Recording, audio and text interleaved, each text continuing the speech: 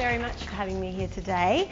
I'd just like to pay my respects to the original owners of the land, the Wurundjeri people, past and present.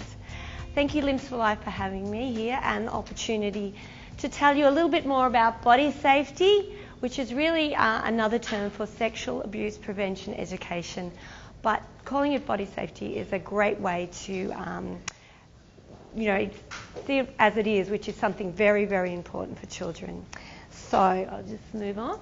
Okay, so I am a mum of 3, and this is my lovely husband, Mark. And I'm also a primary school teacher. I'm in and out of classrooms, mentoring teachers and that kind of thing. I publish we publish educational materials. I'm an author of children's readers, but really, really importantly, I'm an author of Some Secrets Should Never Be Kept, which is my book that I'm actually very, very passionate about. So over the last 4 years, I've become a child sexual abuse prevention advocate. That means that I would like to see body safety in the community, body safety in the homes being taught to children, and body safety being taught in our schools. That's our book, which, by the way, we have it here today, and I'd like to donate $5 to Limbs for Life for every book that we sell. So, okay, today I just want to briefly talk about some stats, grooming and awareness, body safety education, and the very, very important one, the importance of believing a child. Now, why I'm here today as well, putting it in context, is children who are disabled are nearly twice more likely to be targeted by perpetrators. They are also in and out of healthcare facilities, so they're actually quite vulnerable to perpetrators, and they can be very, very devious, as you will find out. What is child sex abuse? Professor Frida Briggs talks about it being power, where the perpetrator wants to have power over the child for sexual gratification, and they will go to all sorts of means for that to happen. Some statistics. 1 in 3 girls and 1 in 6 boys will be sexually abused before they're 18. So that means if I go into a classroom of 24, of 12 girls and 12 boys, I know by the time that 4 of those girls are 18, they will have been sexually abused and interfered with. And that's only the reported cases. A lot of them go unreported. Okay, 95% of cases the child knows the sexual abuser, only 5% are strangers. So yes, we do teach our kids to be wary of strangers, and that's great, but guess what? Most of the perpetrators are in your homes, in your families, people close to you, and in our community, people the child comes in contact with quite regularly. Oh, sorry, went too fast. 95% of child sexual abusers are male, so there are 5% that are female, but let's say it as it is, 95% are male. And also, we are seeing more and more adolescents are targeting younger children, and we're also seeing a lot of same-age children performing sex acts upon each other, and that's coming from so much pornography. We know that people who produce pornography make sure that when children key in things, that they will maybe come across their sites by making mistakes on the keyboard. So they're seeing these kinds of things, and a friend of mine, Holly Ann, from Safe for Kids, she works in Aboriginal communities, and she is seeing a great deal of child abuse on child, and they are acting out what they're seeing.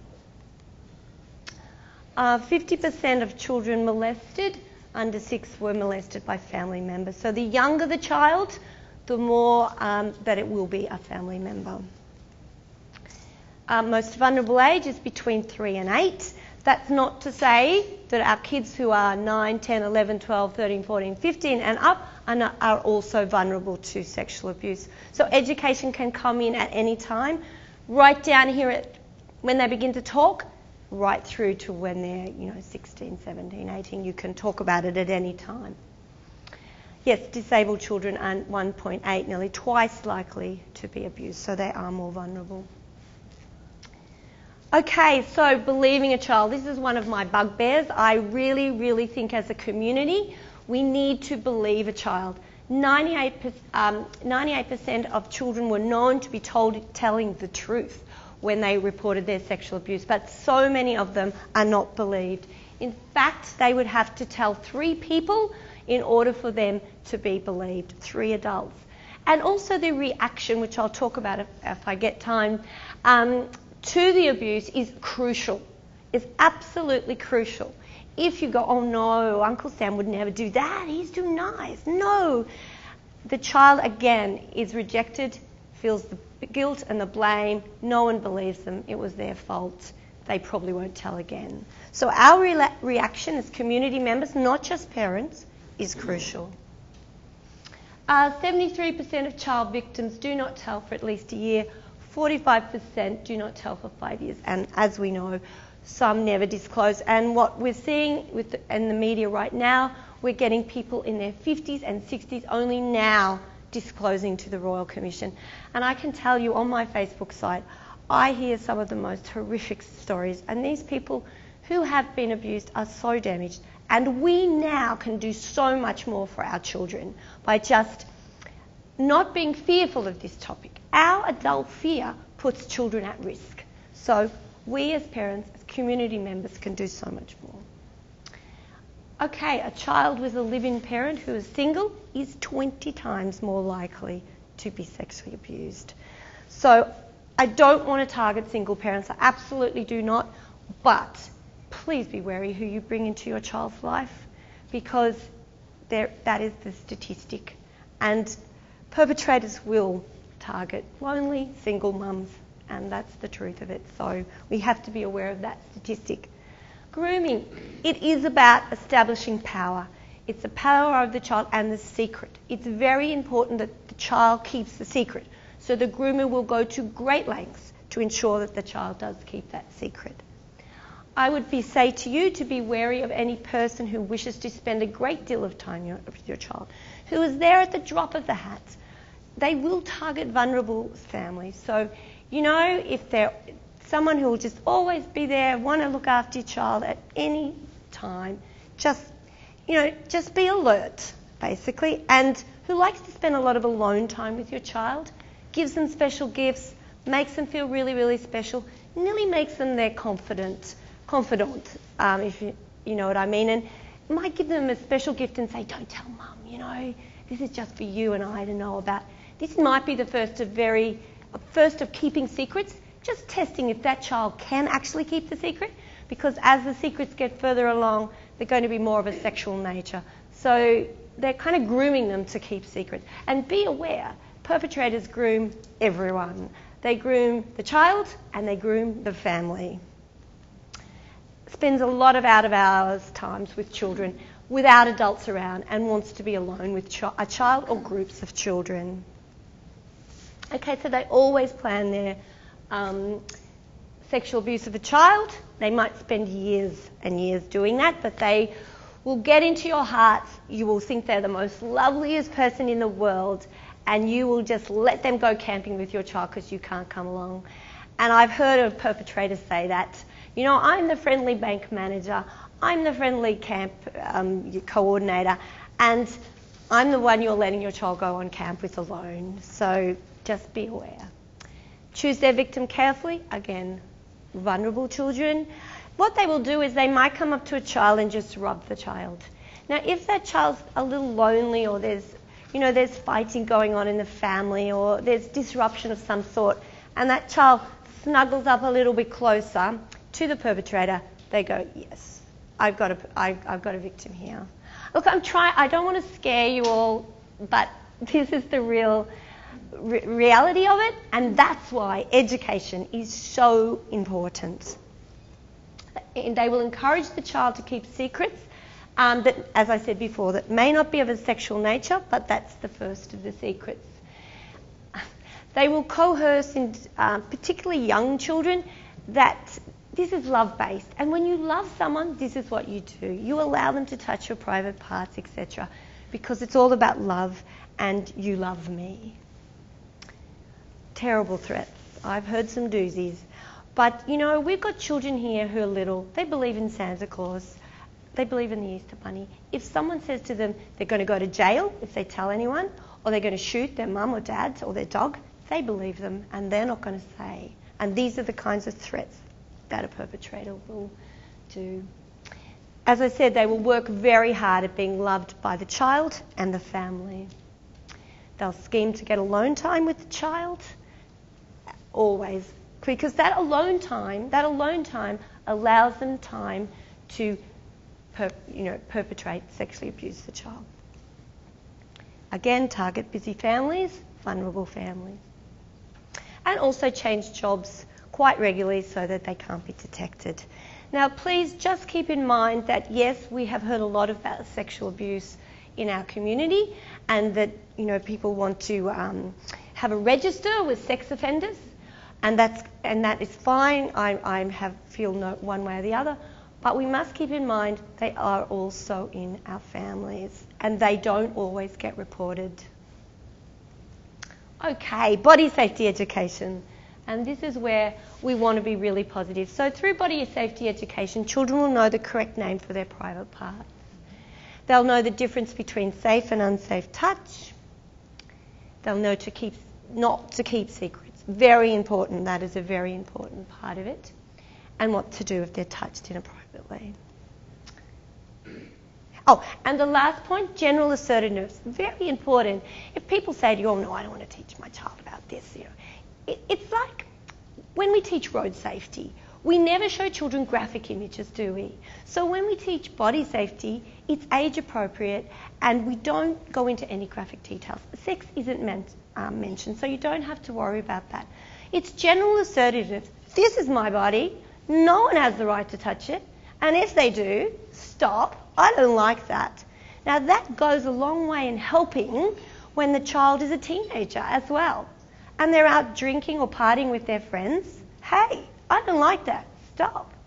They're in the school. Someone pushes them and bullies them. Hey, I don't like that. So body safety can actually go across into bullying situations and just being generally assertive when you're older as well. Okay, so these are the 11 key body safety skills that I think it's really important for you to teach your children. And these are more in depth on my website. I have a parent section. You're welcome to anything there. There's blogs, there's everything there, and I put as much information up as I can. From a very young age, from 3, name the body parts correctly. We tell them this is your nose, your toes. Also talk about your penis, your vagina. Name them as they are. Because if a child says, Grandpa touched my cookie, then what teacher is going to know what that means? But if they say, Grandpa touched my penis, then people are going to take a bit more of a reaction. So make sure your children know the correct names for the body parts. Name the penis, vagina, bottom, breast and nipples as their private parts. So they know that the private parts are the parts that go under their swimsuit, okay? And you can talk about that too with your child. Now, this isn't a conversation that you just have on a day. This is teachable moments. This is whenever you've got a moment and it comes up, you're driving in the car or you're bathing them or something. It's always ongoing. It's never just, oh my God, today I have to teach body safety. It's always ongoing. Please feel free to any questions at any time. I'll just go back. Yes, also the child's mouth is their private part. And I don't have to tell you why, so that's fine. Okay, so the child needs to know no one has the right to touch their private parts. And if they do, they must tell a person straight away. Even if they say this is our special secret. No, you need to tell me straight away. You develop a safety network with your child. You put your hand out with your child and they name you 5 trusted adults that they could tell anything to if anything bad ever happened. This is called their safety network. You can outline your child's hand. You can get them. You could put a picture of each person. You could put their name. It depends on the age of the child. If they're really little, maybe you need to do drawings with names, and that is put up in a prominent position, maybe on the fridge. It also says when that's up there on the fridge, any perpetrators that are coming into your house, oh, my child is educated in body safety. They think, backing off now. We have an educated child. That child knows to tell. So therefore, I'm not going near that child. So later I will always say to you, be loud and proud that you teach this. because you are really, you're empowering your child, and that's what we need to do. Okay, this is really important. It's not always about the perpetrator touching the child's body. It's also about the child being asked to touch the perpetrator's body. And it's also about the child being shown pornography as well. More and more we're finding that predators will show children pornography to normalise the behaviour. Say, hey, look, this is normal. This is what people do. So you need to teach a child it's not just about their body being touched, it's being asked to touch another person's body and being shown really images of private parts. This is they need to tell you straight away then as well. Now, young children in particular, not so much older children, don't understand the difference between what it is to be safe and what it is to be unsafe. So talk about scenarios with them like, you know, I feel really safe when I'm sitting beside you reading a book and it feels really lovely and safe. But when, you know, I'm on top of that big water slide at Waterworld, I felt really unsafe. So get them to verbalise how it feels to be safe and unsafe so they know the difference. Because when their early warning signs come in, when they feel unsafe, when they're told and when they know they've been told to keep an unsafe secret, early warning signs will come in. Talk about them.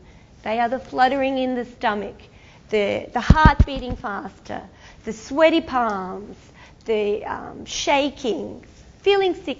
There's many. Just talk to your child about those early warning signs. They have inbuilt radar.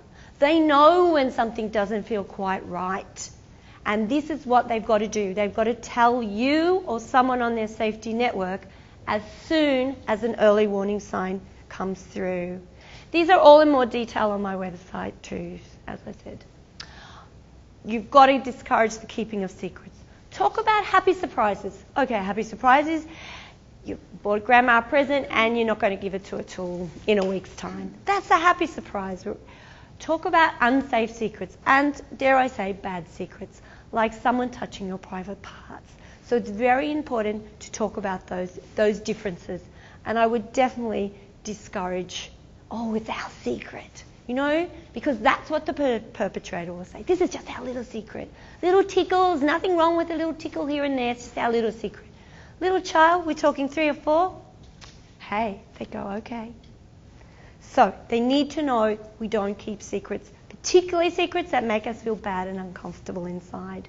And our early warning signs begin.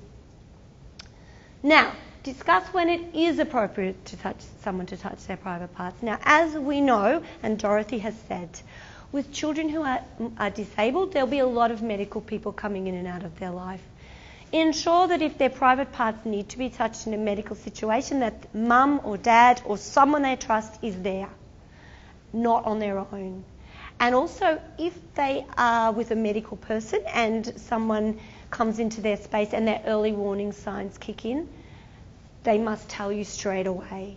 Like, you know, kids need to say, you know, I don't like that. So even to adults, they're allowed to say, you know, you're coming in close and you're touching me. Sorry, I don't like that. Give your child the permission to say, even to an adult, I don't like that. Okay, as I said, and what we practice with children and what I practice with kids is to put the hand out and go, no, I don't like that. Or stop, no. And if someone touches their private parts, this is what they should do. They should go, no, stop, run away and tell their trusted adult straight away. Okay?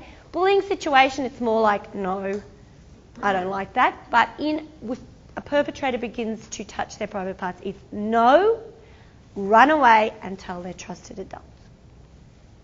Read Some Secrets Should Never Be Kept, my book. Now, why I wrote this book was my local school, where our 3 daughters go to school, would not put in a body safety program into school. I was on school council, I asked year after year, and I was ignored every time. They didn't want to know about it. To this day, they don't want to know about it.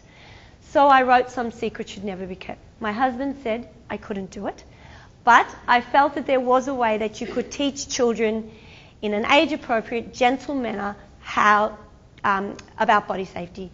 I would read that book for children from 3 to probably 12, before sleepovers, before camps, every month. And also I think it is a really good book for schools, because I'm a teacher, and if I had that book, I thought, I've got 5 more minutes.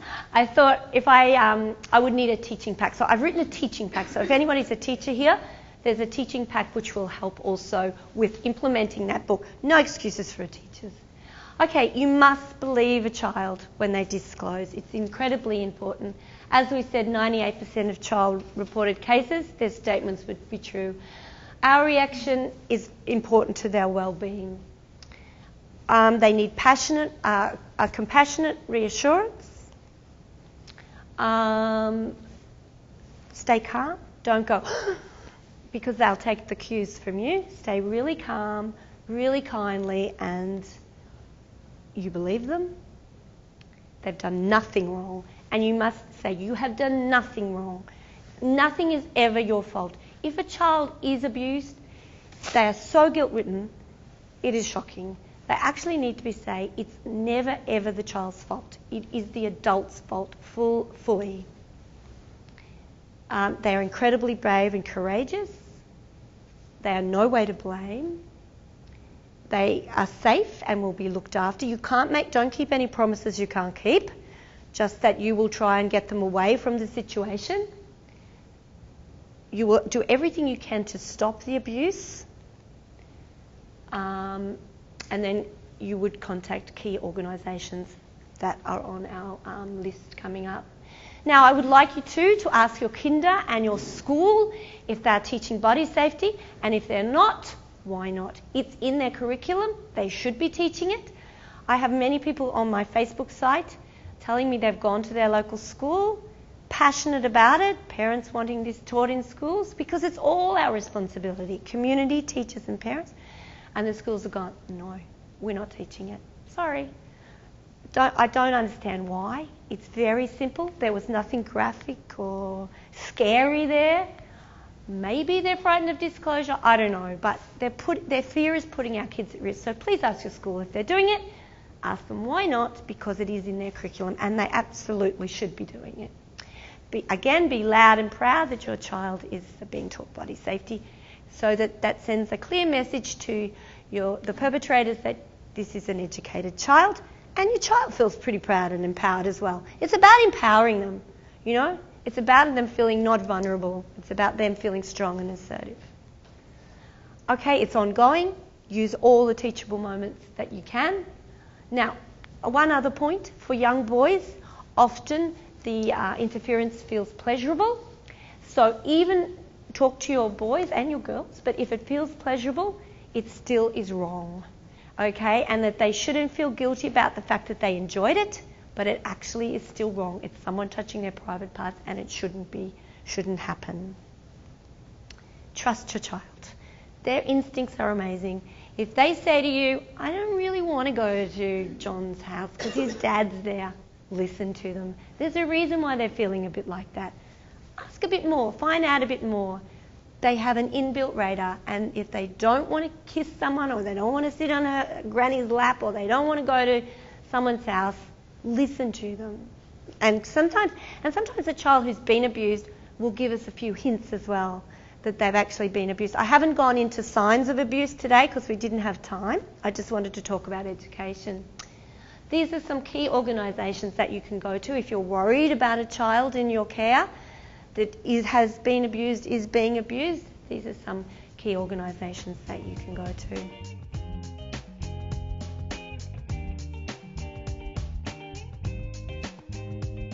The child suggests it. So if the child suggests, you have a good talk about it.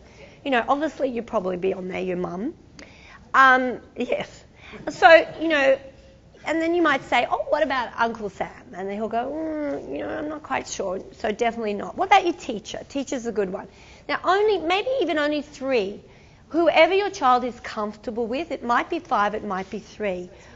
It's absolutely who they choose. And then you really should ask those people's permission if they can be on the safety network. Now, if they're a bit more hesitant and like, oh, I don't really want to be, you think, yeah, right, okay, but they should be honoured to be on your child's safety network. They should actually be honoured.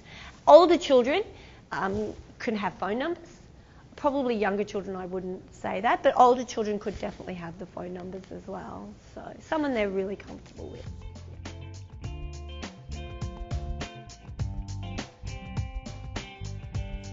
Well, the teaching pack at the back, which I can show you later, it has the safe and unsafe cards. Now that's a really good, we would talk with 3-year-olds with that. So a child with an intellectual disability, we're very much able to work with that in the visual side of things. Plus in my book, it's it's beautifully illustrated, so you could really draw some stuff out of those illustrations. There's notes at the front and there's discussion questions at the back. So you could really hone in and say, well, look at that little boy. What's his face saying? And, does he look happy? Does he look sad? Why would he be sad? And really work over those illustrations to bring out the learning for that child. Yeah.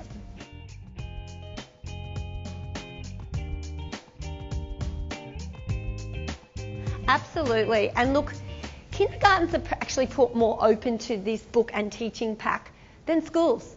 I am absolutely horrified at schools. Where I teach, at various schools, they don't even know about this side of my life. Because I can't really say it because people are just like, oh no, I don't want to hear about this. So kinders are much more open to it. But in saying that, my local kinder, where our 3 children went to school, I offered to give such a talk as I've given you today, and they said no thanks. I said, free talk, but they didn't want me there. But I'm hoping this is changing. That was 18 months ago. And the more you see this on sexual abuse, it's on every news article, news media thing. We've got to be saying, can't we do better for our children? Why aren't we educating them, before the fact, not afterwards? I hear a lot about after the fact. I don't hear a lot about prevention, and I do like to get on the radio and talk about prevention or wherever I can, because this is something we're leaving out. But kindergartens are actually a lot more open to it, and I would definitely say that would be suitable for kindergarten children. Of course, you've got to get your parents on board. Hopefully they'll be on board. There is no downside to teaching body safety. There is no downside. It is only an up. And why would you leave your child at risk? I can't understand it. And our kids are growing up basically, and we taught them body safety, and I just thought everyone else did. Why wouldn't you? But I have since found out that people don't, and it's quite extraordinary, really.